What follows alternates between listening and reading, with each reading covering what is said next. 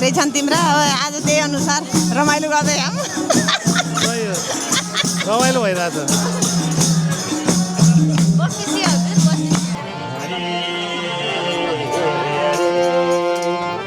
दुखीलाई सुख दिने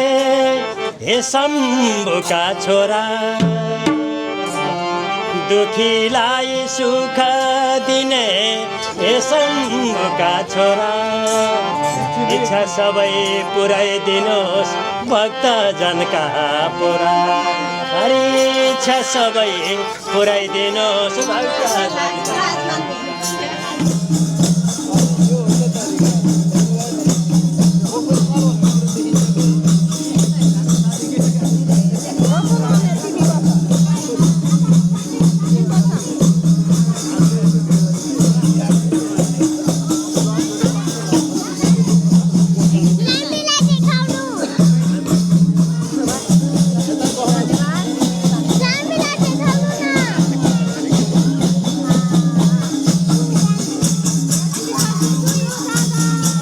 कस्तो लागिरहेछ आज